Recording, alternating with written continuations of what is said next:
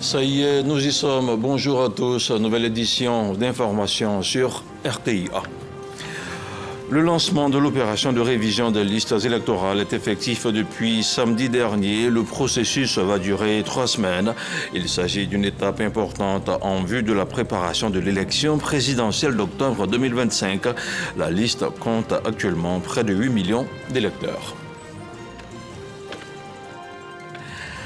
Le ministre de la Promotion de la Jeunesse a procédé à l'ouverture de la conférence régionale africaine de la jeunesse sur la propriété intellectuelle, une occasion unique de doter les jeunes Africains de connaissances, de compétences et de ressources nécessaires afin de prospérer dans l'économie d'aujourd'hui, une économie fondée sur la connaissance et l'innovation.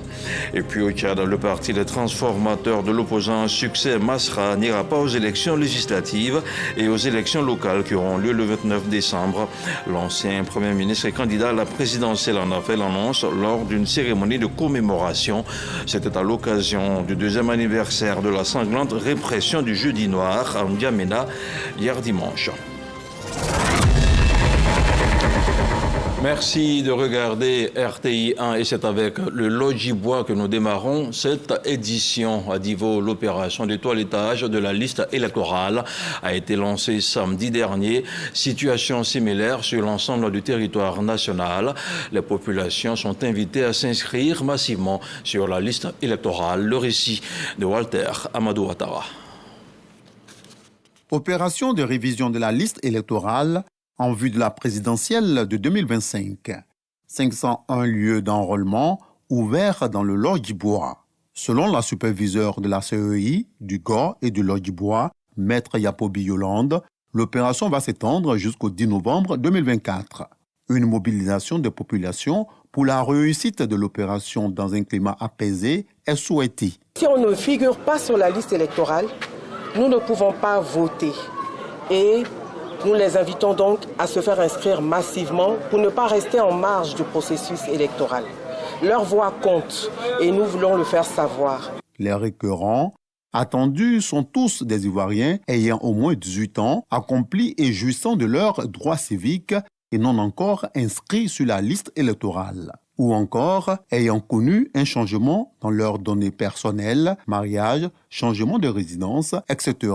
12 100 équipes de la CEI sont déployées sur toute l'étendue du territoire national pour cette opération. Dans la région du Lodjibois, la population électorale devant figurer sur la liste électorale est estimée à 245 434 électeurs. On parle maintenant de formation politique avec le CNDH qui s'attelle à outiller les jeunes militants de différents partis politiques. Ces derniers sont appelés à s'impliquer de façon active dans le processus électoral en cours. Le CNDH les invite à voter, mais également à se porter candidat et à prendre toute leur place dans les instances de décision. Anaël de Crisa, Sidonie Davila. 30 084, c'est le nombre de jeunes qui se sont présentés aux dernières élections municipales en tant que candidats, soit 10% de l'ensemble des prétendants au poste de responsabilité. Si ce pourcentage marque une progression notable de leur intérêt pour la politique, leur participation reste en deçà de leur poids démographique, estimé à 70% de la population ivoirienne. Pour combler ce déficit, le Conseil national des droits de l'homme, CNDH, lance une série de panels sous le thème « Responsabilisation des jeunes dans les partis politiques, état des lieux, défis et perspectives ». En politique, il y a la place pour tout le monde. Il faut juste faire ses preuves. Les jeunes dans les différents partis politiques doivent prendre une certaine responsabilité. La responsabilité, c'est l'action. Il faut dépassionner le débat politique pour amener la jeunesse à s'intéresser à la politique. Et c'est à ce seul titre que nous allons pouvoir véritablement apporter quelque chose dans le devenir de la Côte d'Ivoire. En favorisant le dialogue et l'échange entre jeunes militants, le CNDH veut encourager la jeunesse à s'engager davantage dans les partis politiques et à occuper une place de choix dans les instances décisionnelles. C'est un programme qui consiste à créer un cadre de dialogue entre les jeunes pour parler de leur engagement dans leur parti politique et nous profitons pour leur faire savoir que cette jeunesse-là n'est pas une composante subsidiaire Au contraire, elle est une force démocratique. Une cinquantaine de jeunes militants de divers partis politiques a participé à cette initiative du CNDH. Le Conseil national des droits de l'homme est à sa 9e session après les étapes des communes de Koumassi, d'Adjamé, de Yopougon et de la ville de Boaké. Je vous le disais il y a quelques instants, Abidjan a abrité en début de mois la conférence régionale sur la propriété intellectuelle, une rencontre à l'attention des jeunes entrepreneurs et créateurs, une initiative de l'Office mondial de la propriété intellectuelle à travers sa structure voisine de l'OIP. La rencontre visait à emmener ces jeunes créateurs et start-upers à être beaucoup plus compétitifs sur le plan économique à travers une meilleure compréhension du système de la propriété intellectuelle. Le reportage de Walter Amadou Ouattara. Les jeunes entrepreneurs et créateurs instruits sur le système de la propriété intellectuelle, domaine qui comporte l'ensemble des droits exclusifs sur les créations intellectuelles. La conférence régionale sur la propriété intellectuelle à l'attention des jeunes s'est voulue 3 jours durant un espace d'expression, de partage d'idées et d'innovation afin d'amener les jeunes start-upers à être plus compétitifs économiquement à travers une meilleure compréhension des opportunités du système de la propriété intellectuelle. La propriété intellectuelle, on sait que c'est un vecteur important, très important de développement des pays. On a vu ce qui s'est passé dans les pays d'Asie.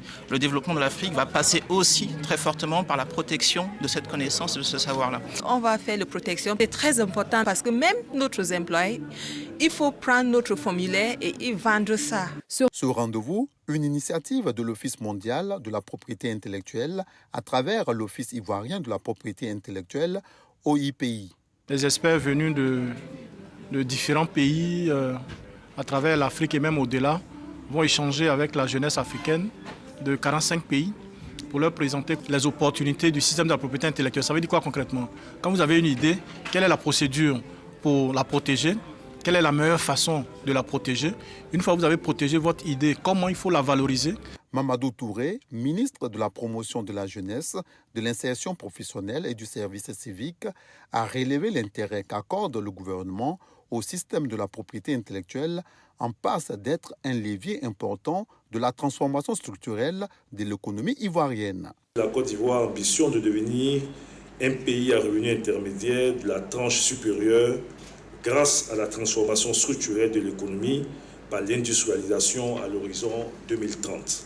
Pour preuve, je citerai l'intérêt grandissant accordé à la labellisation des produits emblématiques, à savoir l'attiqué des lagunes, le pain baoulé et le café des montagnes de Mans.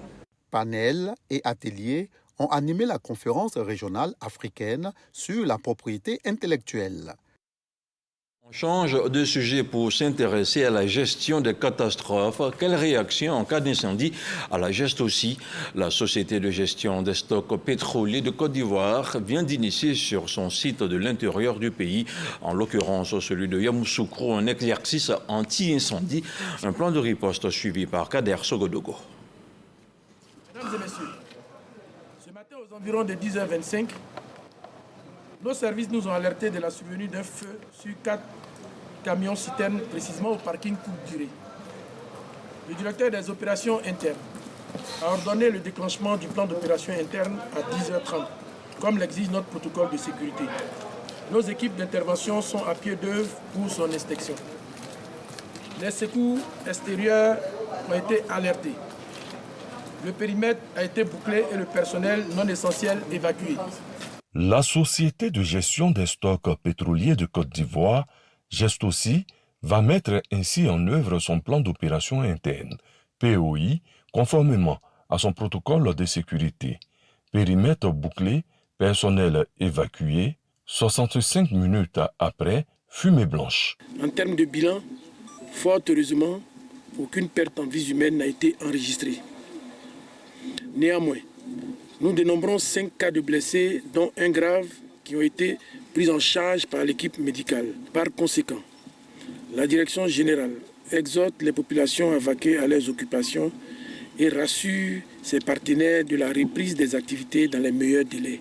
Pour les responsables de la geste aussi, cet exercice quasi annuel reste le seul moyen pour prévenir toute catastrophe. Il est important pour nous, dans cette installation, de faire des exercices tous les ans pour pouvoir tester nos installations de sécurité, ce qui est très important, pour pouvoir réagir lorsque nous aurons besoin d'utiliser ces installations. Après la simulation, l'entreprise a repris ses activités normales.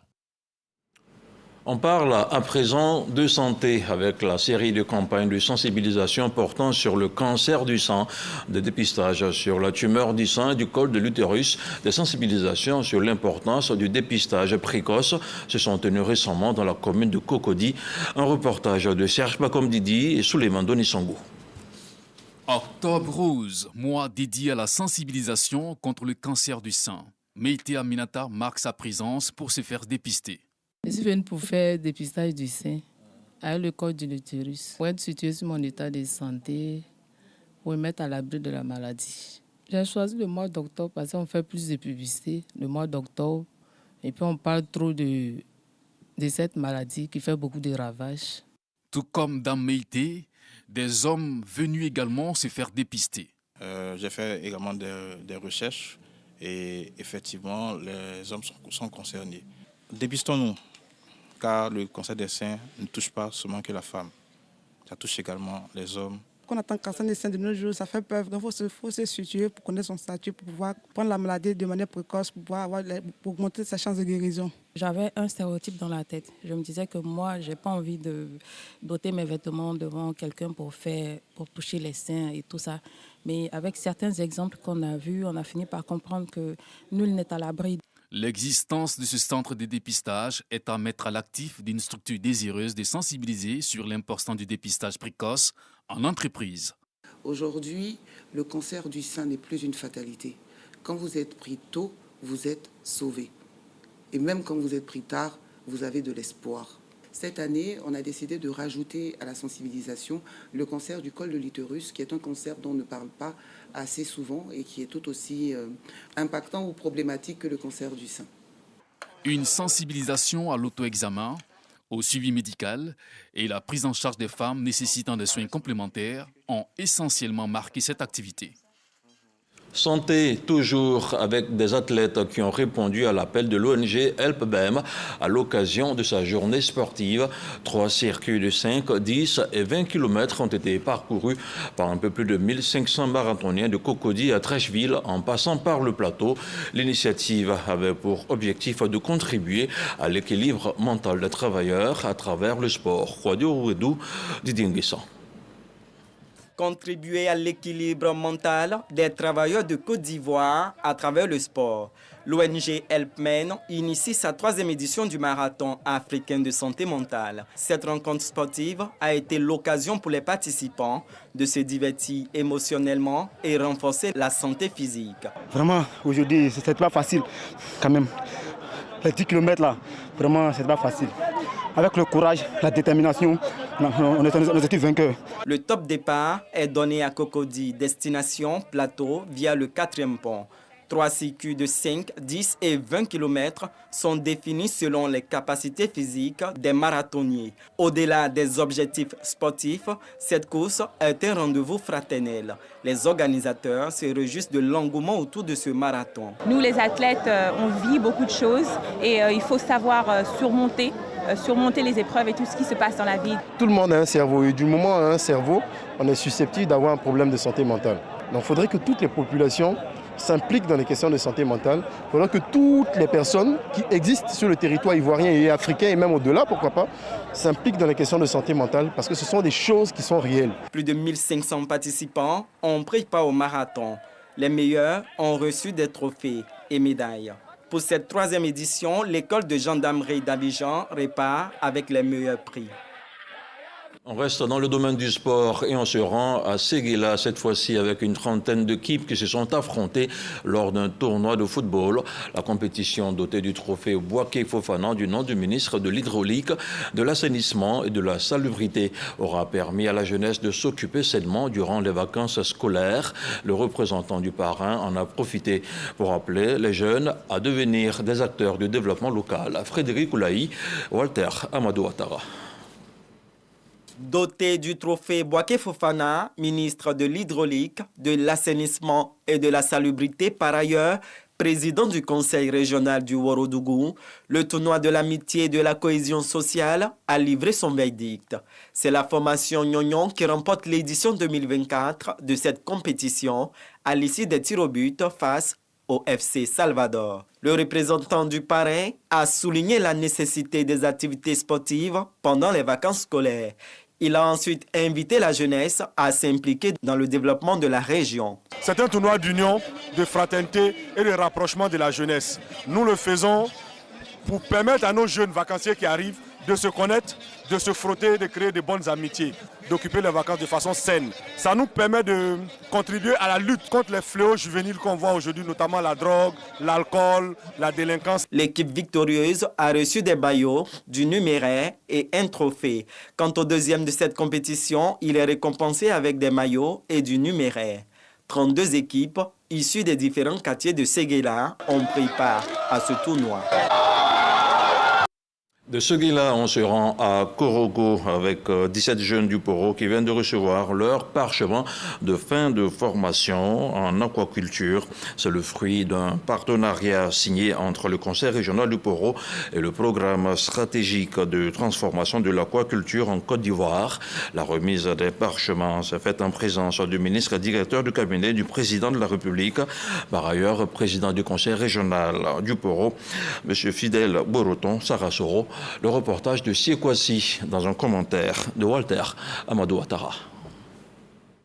Plus de 80% du poisson consommé en Côte d'Ivoire arrive de l'extérieur. Conséquence, 400 milliards de francs CFA dépensés chaque année par le gouvernement afin de satisfaire la demande en constante augmentation.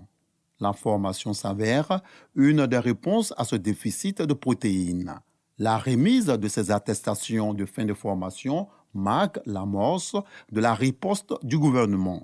Le projet est baptisé Aquajeune de Koubi à Tiébissou. Avec les connaissances acquises, nous avons désormais les outils nécessaires pour créer notre propre exploitation piscicole, améliorer les techniques existantes ou encore innover la gestion durable des ressources aquacoles. Nous sommes prêts à relever les défis et contribuer activement au développement de ce secteur. Les 17 jeunes qui ont reçu leur attestation forment le commando Aquajeune Nord. Ils sont mis en mission par le président du conseil régional du Poro et son partenaire Abidjan Legacy Programme. Le PSACI a été élaboré pour poser les bases d'un développement solide de l'aquaculture en Côte d'Ivoire et contribuer à la croissance économique de notre pays et surtout sa souveraineté alimentaire. Le PSACI est un programme qui vise deux objectifs principaux, notamment l'amélioration de la production aquacole, mais surtout de susciter l'investissement dans le secteur par le secteur privé. C'est un programme complet. La formation, c'est bien, mais on doit pouvoir vous accompagner jusqu'au bout de vos ambitions. Et c'est ce que le projet Aquajeune et Abidjan Legacy ont l'intention de faire. De telle sorte que ce que vous avez appris sur site à Tiébissou, vous puissiez le répliquer en grandeur nature, mais pour vous-même, avec l'esprit d'entrepreneuriat et que vous puissiez gagner votre vie à travers la pisciculture et l'aquaculture. La remise de ces attestations marque la fin de la formation de la première cohorte de 27 aquaculteurs. Et ici, à Abidjan, dans la commune de Koumassi, ils sont au nombre de 25 et ils viennent de recevoir leur parchemin, un diplôme qui sanctionne une formation en maintenance industrielle. L'objectif de ce programme de formation est d'améliorer l'employabilité des étudiants et de faciliter leur future insertion dans le monde du travail. Yves Niazalé, Didier Nguessan. Après 3 ans de formation, les étudiants de la première promotion du programme de formation par apprentissage pour le brevet de technicien en maintenance industrielle reçoivent leur parchemin. Au nombre de 25, ils viennent d'acquérir des compétences dans ce secteur d'activité riche en opportunités d'emploi. Aujourd'hui est un jour mémorable pour nous parce qu'après 3 ans de travail, nous sommes honorés d'avoir nos parchemins et vraiment nous sommes heureux et nous remercions les entreprises partenaires, l'école d'accueil et le partenaire officiel. Une formation rendue possible grâce à la collaboration entre l'Institut européen de coopération et de développement et le lycée professionnel avec l'appui du ministère de tutelle. C'est une formation duale par apprentissage. Ça veut dire que 60% de la formation se passe en entreprise et 40% de la formation se passe en salle de formation. Les objectifs, c'est accompagner le renforcement de capacité de cette jeunesse ivoirienne et pouvoir mettre à la disposition des entreprises des ressources humaines qualifiées, de qualité, prêtes à l'emploi pour accompagner le développement de l'entreprise. Pour développer un pays, il faut plus de techniciens, il faut des gens qui font de la formation professionnelle, parce que c'est ceux-là qui vont développer le pays. Donc le ministre tient à ce que d'ici 2025, on ait au moins 100 000 jeunes qui sont formés. Parmi les 25 diplômés, 10 ont déjà décroché des contrats d'embauche. On reste dans le domaine de l'éducation et cette bouffée d'oxygène pour l'école de Kolongonois, un village situé dans la région de Béquet. En plus de tables à bancs pour combler le déficit dans l'établissement, tous les élèves ont reçu gratuitement des kits scolaires. La cérémonie de remise des dons a été suivie par Gervais Kwasi et Charles Tato. Permettre aux enfants de la sous-préfecture de Mononoublé d'aller à l'école sans contrainte. C'est l'objectif de Séraphin Kofi, cadre de la localité, qui vient de faire don de kits scolaires aux écoliers venus de 4 villages de cette sous-préfecture. Un don d'environ 5 millions de francs CFA. Le donateur réitère ainsi son engagement à faire œuvre utile en conformité avec la vision et la politique de l'école gratuite prônée par le président de la République, Alassane Ouattara. On n'attend pas d'avoir suffisamment de ressources pour aider. Le peu qu'on a, il faudrait qu'on prélève une partie pour aider les autres à pouvoir survivre. C'est le sens de notre action. On le fait de façon bénévole, mais cela participe à nos actions de développement. Les bénéficiaires saluent l'action qui leur permettra d'accéder à l'éducation. Papa Séraphin, nous vous disons merci pour vos dons et nous vous promettons d'en faire bon usage. En vous produisons un très bon résultat. Puisse cet exemple-là faire école pour que dans l'ensemble de la circonscription, l'école puisse commencer à bonne date pour les objectifs ambitieux que nous sommes fixés. Au cours de cette activité de distribution de kits scolaires devenue une tradition, le donateur a, en présence des autorités locales, des enseignants, des chefs coutumiers et parents d'élèves, réitéré sa volonté de toujours contribuer au développement socio-économique durable de Mononoublé dans la région du Bélier. Vous avez reconnu la voix de Kader Sogodogo. Direction Katiola, où plusieurs kits scolaires ont été distribués aux meilleurs élèves de la localité. Des instruments didactiques ont été aussi offerts aux enseignants. L'initiative est de l'ONG Hope en partenariat avec la mairie de Katiola. Logoriti, Charles Tato. Des centaines de kits scolaires aux meilleurs élèves des écoles primaires et secondaires de la commune de Katiola, dans la région du Hambol. Des kits composés de sacs, de tenues scolaires, de stylos et d'instruments didactiques pour les enseignants. Merci à notre parrain, au monsieur camarade Thomas, qui est vraiment devenu un père pour tous les enfants, les apprenants de Katiola, parce qu'il a fait beaucoup d'efforts pour mettre dans des conditions de travail meilleures tous les enseignants. L'initiative est de l'ONG Hope en partenariat avec la mairie de Katiola pour soutenir l'excellence. Nous avons pu soulager plus de 500 familles aujourd'hui. Pour cette 4e édition, on a mis l'accent sur les familles défavorisées. Le message qu'on a passé, c'est de travailler, de sorte que l'année prochaine encore, ils soient parmi les meilleurs. Pour le maire de la commune, Thomas Camara, ce geste vise à accompagner le concept de l'école pour tous prôné par le gouvernement. L'école offre une égalité de chance à tous les enfants pour réussir dans la vie. Et donc, ils travaillent bien de sorte que les résultats scolaires soient bons, qu'ils obtiennent de bons diplômes et que plus tard, ils deviennent les futurs cadres de ce pays.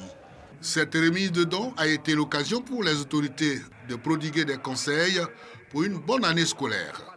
L'ONG Hope a été créée en 2011 et mène des actions dans le social en Côte d'Ivoire. Nous mettons à présent le cap sur la région du Guémon avec les femmes du Dieu-Koué qui disposent désormais d'une cellule d'écoute et de prise en charge des victimes de violences basées sur le genre qui ont réceptionné les clés du village Bloom, un centre d'accueil offert par une ONG afin de lutter contre leur vulnérabilité. Chris Diomandé, Jean-Marc Djadji.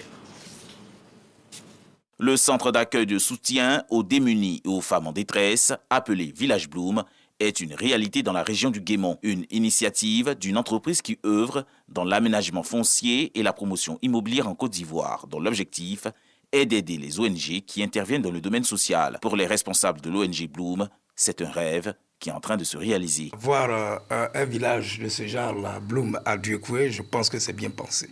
Et ça va beaucoup aider les populations en détresse, surtout les femmes.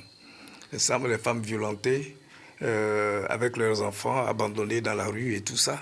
Je pense que ce village est, comme nous on le dit très souvent, j'ai l'habitude de dire que c'est la main tendue de Dieu, voilà, au secours de ces populations fragiles. Ce futur village Bloom va prendre en charge tous les genres d'agressions féminines dans le Guémon. La finition de ce centre sera comme une bouffée d'oxygène pour toutes ces femmes victimes de violences basées sur le genre. C'est un projet qui vraiment va donner un soulagement à tous ceux qui peut-être ne croient plus en la vie parce qu'ayant été victimes d'une quelconque violence, ils vont savoir qu'il y a quelqu'un quelque part qui les aime et qui pense à eux. Je pense que cela va leur donner de pouvoir repartir, avoir la force de continuer la vie, de savoir qu'il y a de l'espoir quelque part. Le village Bloom de 1 hectare sera doté d'un centre médical, d'une zone d'administration, d'un centre d'hébergement, d'une école et d'une cantine.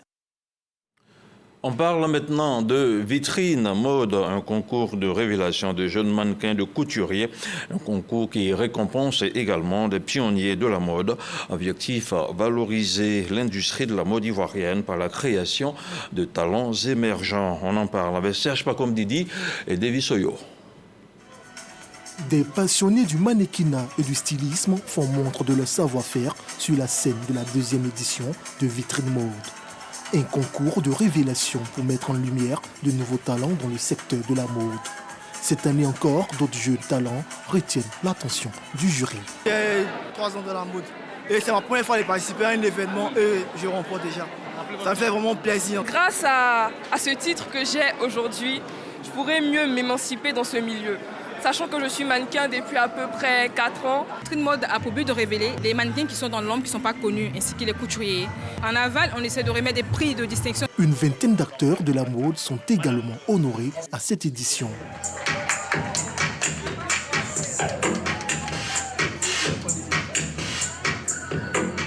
En présence d'un parterre de personnalités, les promoteurs de l'événement démontrent leur volonté à valoriser et à renforcer l'industrie de la mode ivoirienne par la promotion de talents émergents. La plupart des promoteurs dans le secteur de la mode ont des initiatives louables, qui sont des initiatives qui servent, comme le nom le dit, de vitrine. Un événement comme ça, c'est exceptionnel. Et puis la diversité, la créativité de la mode ivoirienne et des talents ivoiriens qui sont ici célébrés. Et je voudrais dire vraiment, c'est avec beaucoup de fierté que je suis là. Les lauréats de cette édition ont été évalués à partir de plusieurs critères, dont les techniques de présentation de vêtements, de pose studio et scénique pour les mannequins. Quant aux stylistes, l'accent a été mis sur la qualité du tissu, la beauté, l'originalité, le design, le choix du tissu, la finition de chaque vêtement et la créativité. Dans l'actualité hors de chez nous, au Tchad, le parti Les Transformateurs de l'opposant Succès Masra n'ira pas aux élections législatives et aux élections locales qui auront lieu le 29 décembre. L'ancien Premier ministre et candidat à la présidentielle en a fait l'annonce lors d'une cérémonie de commémoration organisée à l'occasion du 2e anniversaire de la sanglante répression du Jeudi Noir à N'Djamena hier dimanche. Le ministre des Affaires étrangères et porte-parole du gouvernement Abderrahmane Koulamala juge, lui, cette décision contre-productive. Et puis en Turquie, le prédicateur Fethullah Gülen est décédé dans la nuit du dimanche à lundi dans un hôpital aux États-Unis où il s'était exilé. L'information annoncée par les proches du prédicateur a été confirmée par la télévision publique turque, accusée par Ankara d'avoir fomenté une tentative de coup d'État contre le président Recep Tayyip Erdogan en juillet 2016. Il est devenu la bête noire de celui-ci, son allié de toujours. Et c'est la fin de ce journal. Il vous a été présenté dans le langage des signes par le professeur Hachimark. On se retrouve ce soir pour la dernière édition d'information à 23h.